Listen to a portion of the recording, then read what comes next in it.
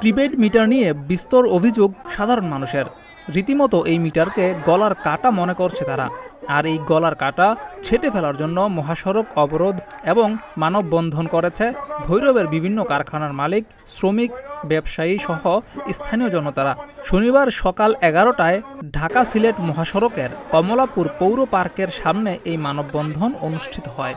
Bhairab chamber of commerce and ইন্ডাস্ট্রির আয়োজনে মানববন্ধনে ভৈরবের বিভিন্ন ব্যবসা প্রতিষ্ঠানের মালিক, কর্মচারী, বাসাবাড়ির মালিক এবং সাধারণ মানুষ সহ কয়েক হাজার নারী পুরুষ সম্মিলিতভাবে যোগদান করেন।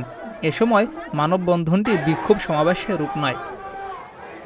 ভৈরব একটি নদীর বন্দর ব্যবসায়িক কেন্দ্র।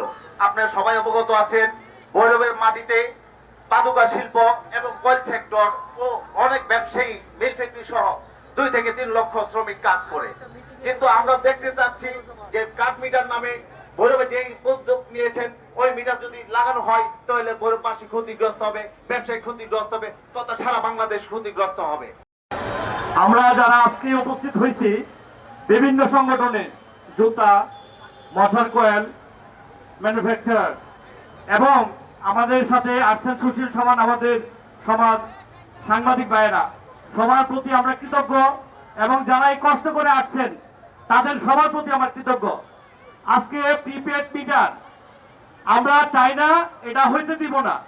যদি প্রিপেড মিটার বন্ধ করা না হয় সংযোগ, তাহলে আমাদের আজকে অল্প দেশের সামনে কি হয় আপনারা এটা বুঝতে পারবেন।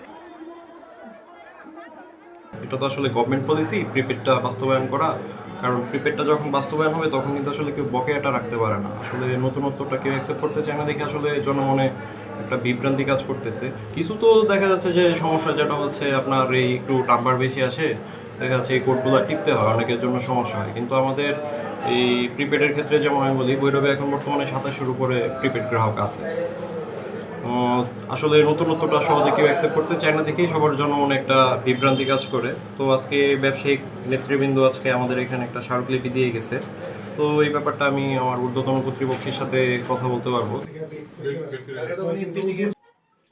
জিয়াউর রহমান, প্রতিদিনের বাংলাদেশ।